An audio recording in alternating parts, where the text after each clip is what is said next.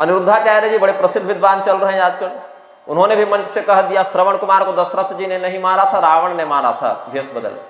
अब बताइए कहां लिखा है? तो कहीं नहीं लिखा है, लेकिन हम बोल रहे हैं। कहां प्रमाण है? कोई प्रमाण नहीं, लेकिन बोल दिया बोलते बोलते। अब लोग कहने रहे इतने प्रसिद्ध हैं।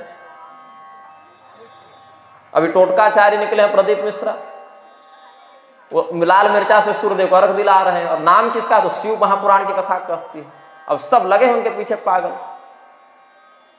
क्या है, 2 साल पहले इतने संप्रदाय के इतने आचार्य ने श्री शिवाय नमस्तुभ्यम कभी नहीं सुना था। अब रिंगटोन बन गया, नया मंत्र निकला है, मंत्र भी नए हो गए, व्रत भी नया हो गया। तो ये कलिमल ग्रस्त ग्रंथ सब लुप्त भय सद ग्रंथ ये है, ये पाखंड है। पा शब्दे नत्रयी धर्म पालनात् जगत स्मृतः तं खंडयन्ति अस्मात्ते पाखंडास्तेन हेतुना।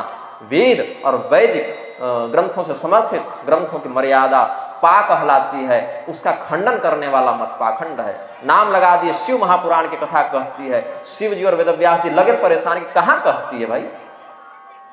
शिव जी को ही नहीं पता होगा कि लाल मिर्चा से सूर्यदेव को अर्घ देने का विधान शिव पुराण में कहां लिखा है, और प्रदीप मिश्रा कैसे बताते हैं। लेकिन टीवी पर आते हैं तो लोग चले हैं पीछे पीछे।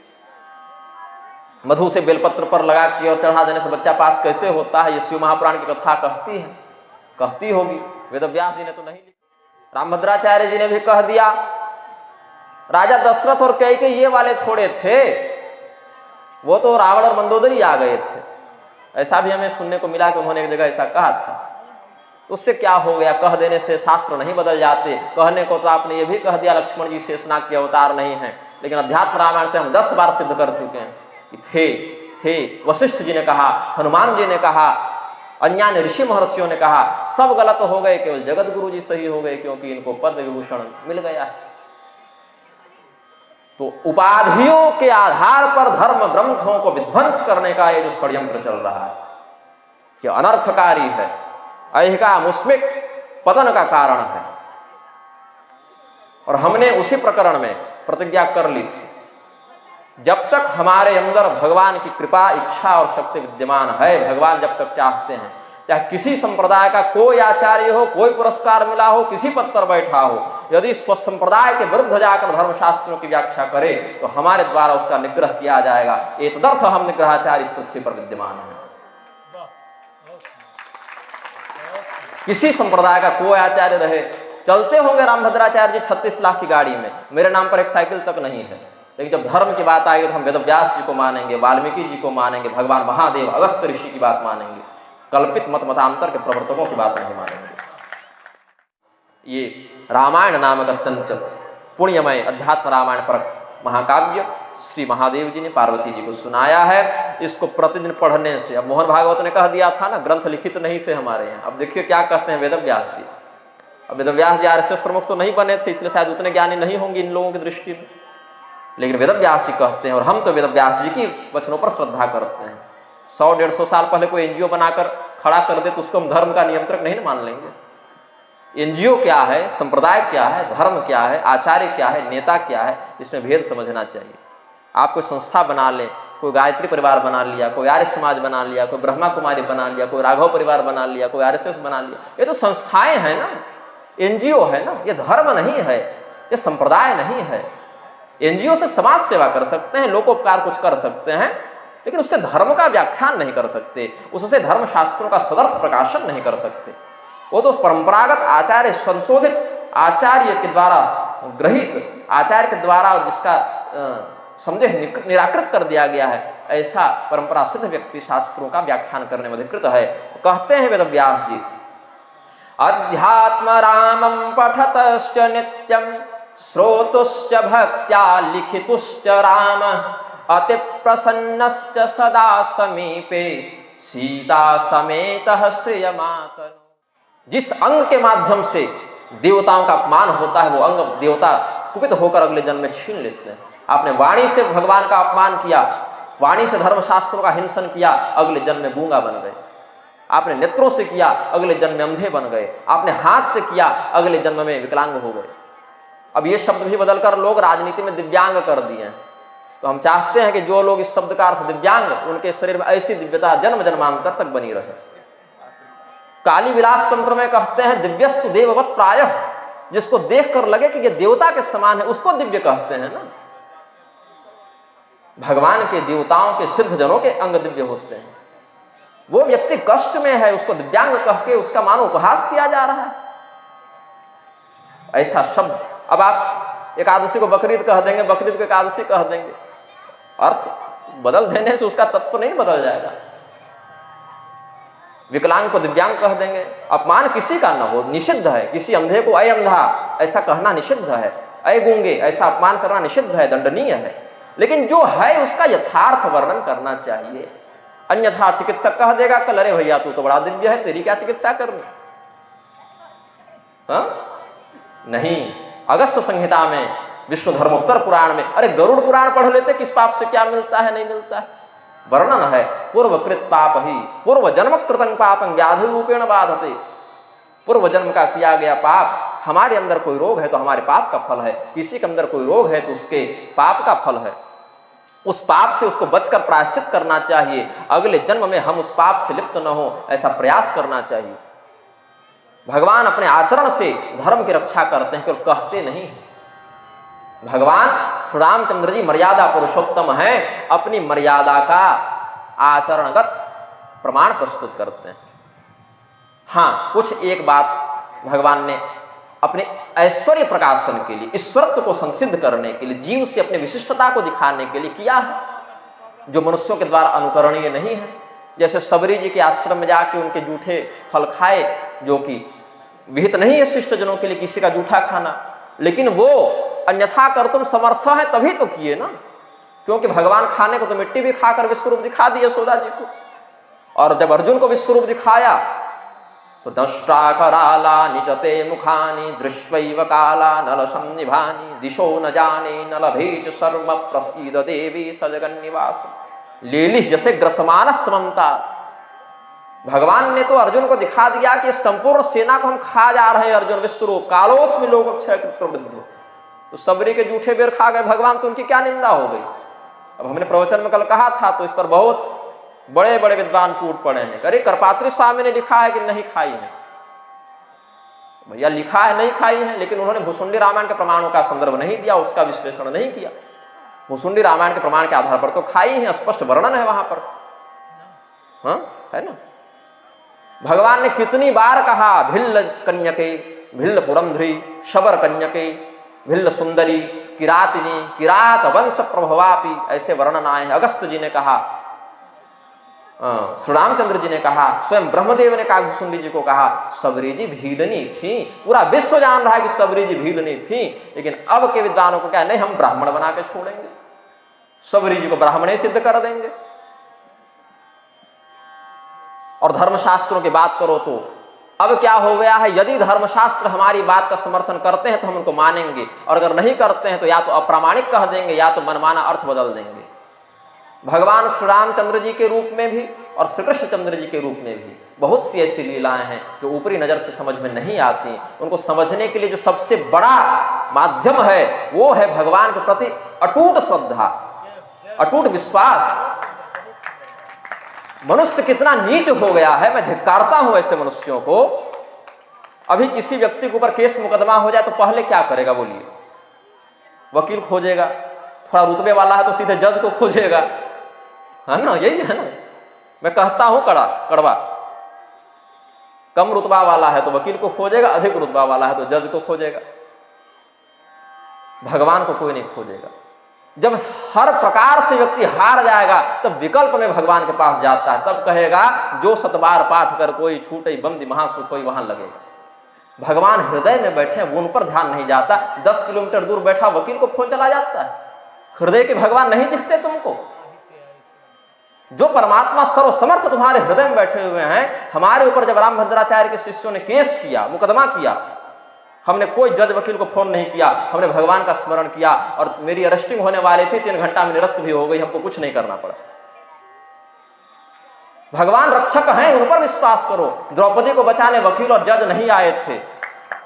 उत्तरा के गर्भ पर जब प्रहार किया अश्वत्थामा ने तो वो किसी पुलिस के पास नहीं गई थी। हाँ ठीक है, भगवान ने संसार को चलाने के लिए प्रशासन भी बनाया है, न्यायपालिका भी बनाई है, सब है, लेकिन पहले भगवान को विकल्प में मनुष्य को रखना चाहिए और भगवान को ही निवेदन करना चाहिए कि हे प्रभु, आपके द्वारा ही ये सभी जीव संचालित हैं, हम ये कार्य करने जा रहे हैं, इसके कर्ता धर्ता आप हैं, ऐसा कह के जाना चाहिए।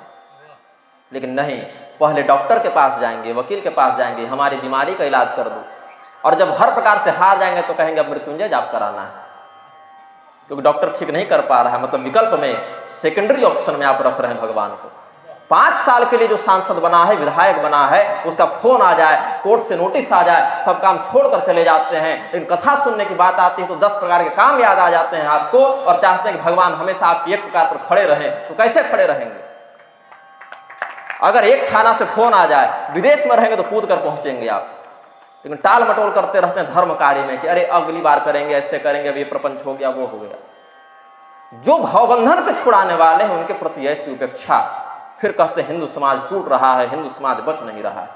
बचाने का जो विकल्प शास्त्रों ने दिया, उन शास्त्रों को नकली बोलते हो, प्रक्षिप्त बोलते हो, मिलावटी बोलते हो। जो ईश्वर हृदय में बैठा हुआ है उसको छोड़कर बाहर के मरण धर्मा के 5 साल 10 साल में सत्ता जिनकी चली जाएगी, उनकी चापलूसी करते हो। जो त्रिभुवन नियमता है उसके प्रति इतना विश्वास नहीं। हनुमान जी के भाव को समझिए, सुग्रीव जी के भाव को समझिए, विभीषण जी के भाव को समझिए। कोई नहीं आया, विभीषण जी लात मारकर लंका के राज्य को आ गए और भगवान ने फिर दे भी दिया। जिसको छोड़कर आए भगवान ने दे दिया। रक्षक और संहारक केवल भगवान है। किसी अन्य व्यक्ति में क्षमता नहीं कि वो किसी का संहार कर दे, और किसी अन्य व्यक्ति में क्षमता नहीं किसी को बचा ले। यदि भगवान चाहे तो वो बचेगा, भगवान चाहे तो वो मरेगा। यही कारण है अश्वत्थामा ने परीक्षित को मारने का प्रयास किया। अश्वत्थामा स्वयं चिरंजीवी है, शिव जी के अवतारे हैं शिव पुराण के अनुसार। ब्रह्मास्त्र चला दिया, भगवान बोले देखते हैं क्या कर लेते हो। हाँ, ब्रह्मास्त्र का महात्म्य था, परीक्षित का शरीर निष्प्राण हुआ है, मृत ही जन्मे, लेकिन भगवान ने रक्षा की, विष्णु रात नाम पड़ गया, पुनर्जीवित कर दिया। ठीक है, मारो तुम, लेकिन हम उसको पुनर्जीवित कर देंगे।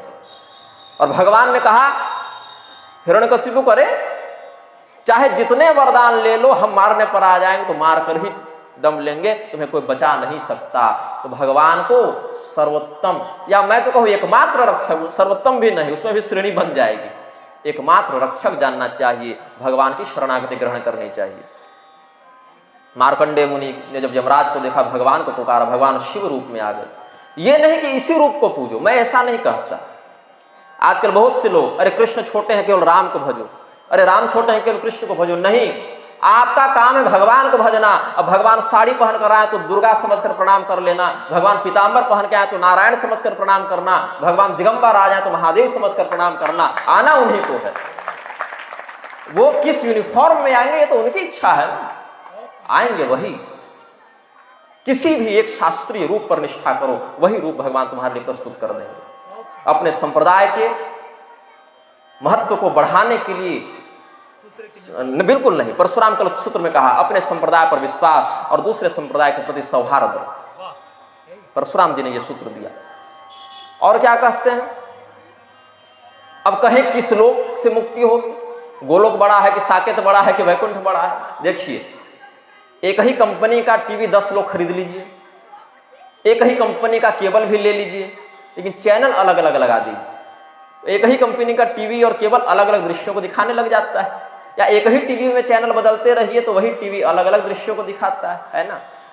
तो मुंडमाला तंत्र में कहते हैं शिव जी, रुद्रस्य चिंतनात् रुद्रो विष्णु स्याद् विष्णु चिंतनात्। उस परब्रह्म का आराधन करो, वो परब्रह्म तुम्हारे लिए रुद्र बन जाएगा और तुम्हें अपने में मिलाकर रुद्रवत कर लेगा। उसको विष्णु समझकर आराधना करो, वो तुम्हारे लिए विष्णु बनकर आ जाएगा, तुम्हें अपने आप में विष्णु के स्वरूप में मिला लेगा। परम पद वही है। आपने यदि उस परब्रह्म की आराधना विष्णु रूप में की तो वही परब्रह्म आपके लिए नारायण बन जाएंगे, उनकी शक्ति आपके लिए लक्ष्मी बन जाएंगी, उनके परिकर आपके लिए शंख चक्र गदा पद्म धारण करके हो जाएंगे और वो परम पद आपके लिए वैकुंठ हो जाएगा। वही परब्रह्म यदि आपके द्वारा भगवान शिव के रूप में पूजित हुआ है तो वही परब्रह्म आपके लिए दिगंबर वस्त्र धारण करके, दिगंबर स्वरूप में या व्याघ्र चर्म धारण करके आ जाएंगे। उस समय उनका नाम शिव हो जाएगा, रुद्र हो जाएगा, महादेव हो जाएगा। उनकी शक्ति भगवती पार्वती के रूप में, गिरिजा के रूप में, अन्नपूर्णा के रूप में, भवानी के रूप में आ जाएगी। उनके रुद्र गणों का प्रारूप धारण करके उनके पार्षद आ जाएंगे, भक्त आ जाएंगे। वही यदि गणेश के रूप में पूजित है तो आपके लिए चिंतामणि लोक हो जाएगा, वही भगवती के रूप में पूजित है तो मणिद्वीप बन जाएगा, वही परब्रह्म जब श्री राम के रूप में पूजित होता है तो परब्रह्म का वह लोक आपके लिए साकेत बन जाता है, और वही परब्रह्म जब कृष्ण के रूप में पूजित होता है तो उसी में आपको गोलोक का दर्शन होने लगता है। मर कर जाओगे मिलेगा वही, जैसा वॉलपेपर मोबाइल में रहेगा वैसा ही वहां सीन दिखेगा। हाँ, अब इससे सरल नहीं समझा सकता हूं। तो अगर आपने उनकी आराधना की विष्णु के रूप में और हमने राम के रूप में आराधना की, पहुंचना दोनों को वही है। हम जब देखेंगे तो हमें वो विष्णु के रूप में दिखेंगे, आपको राम के रूप में दिखेंगे। हम उस स्थान को वैकुंठ कह देंगे, आप उस स्थान को साकेत कह देंगे। हाँ, कहीं कहीं शास्त्रों में ऐसे वचन हैं तुलनात्मक देवताओं में, ताकि हमारा भक्त हमारे प्रति अनन्यता को स्वीकार करे। ये अब कुछ भक्त क्या है, जैसे भगवान नारायण के भक्त हैं, कहेंगे हम अनन्य भक्त हैं, भगवान नारायण के अलावा किसी को जानते नहीं, महादेव की पूजा नहीं करते, गणेश जी को नहीं पहचानते, दुर्गा देवी से कोई संपर्क नहीं। क्यों? हम नारायण के अनन्य भक्त हैं। अनन्यता तब नहीं है जब आपको भगवान नारायण के अलावा कोई दिख ही रहा है तो कैसे अनन्यता? वहां तो बहुत से हैं, अनन्य कहां रहे? अन्य अन्य अन्य को जब दिख ही रहे तो अनन्य कहां रहे आप? तब वहां पर रुद्र हृदयोपनिषद ने कहा, वेद भगवान ने कहा, उमा शंकर योर्योग सयोगो विष्णुरुच्यते। भगवती पार्वती और भगवान महादेव जब एक हो जाते हैं उसी संयुक्त स्वरूप को विष्णु कहते हैं, ये वेद ने कहा। तो आप कैसे विष्णु की आराधना कर रहे हैं कि आपको महादेव में विष्णु नहीं दिख रहे, भगवती दुर्गा में नारायण नहीं दिख रहे? अनन्य भक्त वह है, चाहे वो भगवान महादेव को देख ले, चाहे वो दुर्गा जी को देख ले, चाहे वो गणपति को देख ले, चाहे वो सूर्यदेव को देख ले, उनको नारायण ही दिखने चाहिए, तब अनन्यता जाने।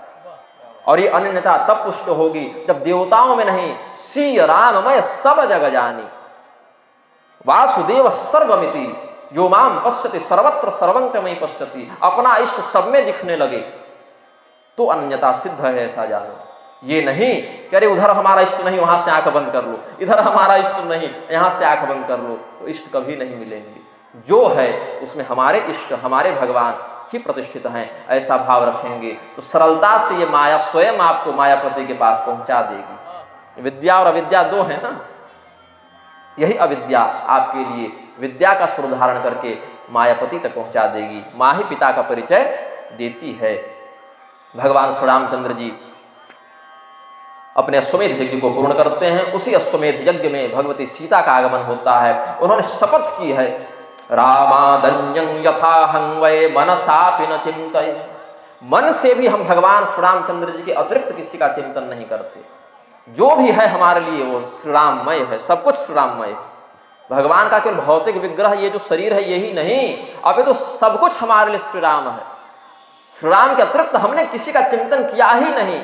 अब बताइए, भगवती सीता यदि भोजन कर रही हैं तो क्या उनको भगवान के अलावा भोजन का चिंतन नहीं हुआ? होना चाहिए ना। जब भगवती सीता पानी पी रही हैं तो उस जल में उनको जल की दृष्टि होनी चाहिए, लेकिन नहीं, मेरे श्री राम ही जल में, अग्नि में, वायु में, अन्न में सर्वत्र श्री राम है। श्री राममय सब जग जानी। और सब जग में तो मनुष्य भी आ जाता है, पशु भी आ जाता है, संत भी आ जाता है, डकैत भी आ जाता है, विष्ठा से लेकर अमृत तक सब सर्वं ब्रह्ममयम जगत। तो भगवती सीता जी ने प्रतिज्ञा की, रामादन्यं यथाहं वै मनसापि न चिंतये। अरे परपुरुष की बात, अरे पुरुष छोड़ो, कुछ ऐसा नहीं जो हमने राम के अतिरिक्त चिंतन कर लिया हो। और अगर ये प्रतिज्ञा सत्य है तो पृथ्वी देवी हमें यहाँ स्थान दे दे, अपने गोद में हमें स्थान दे दें। ऐसी प्रतिज्ञा करते ही एक दिव्य सिंहासन प्रकट हुआ। पृथ्वी देवी ने अपने पुत्री भगवती सीता का आलिंगन किया, अपनी गोद में बैठाकर चली गई। भगवान ने कुछ यहाँ विरह लीला पुनः की है। कुछ रामायणों के प्रसंग के अनुसार भगवती सीता जी का पुनः आगमन एक बार हुआ है, सहस्रानन, रावण, मूलकासुर इत्यादि के प्रसंग में। हालांकि वो कथा इसमें वर्णित नहीं है, लेकिन कौशल जी 5-6 बार कह चुके हैं कि हमको आपसे 22 रामायण सुननी है, जो आप पढ़े सब सुना दीजिए, और आप ही से सुननी है, किसी और से संतोष नहीं होगा इनको। तो हम बोले अब भगवान की जैसी इच्छा, जैसा प्रसंग, जैसा व्यवस्थापन बने, हम इस प्रकार का उपक्रम करने का प्रयास करेंगे। कहता और सुनता कोई नहीं, कहने वाला भी और सुनने वाला भी अंदर में भगवान को ही धारण करके बैठता है। भगवान ही कहते हैं, भगवान ही सुनते हैं। तो जब जिस माध्यम से जितना सुनना चाहें भगवान कहवा देंगे और भगवान सुन लेंगे।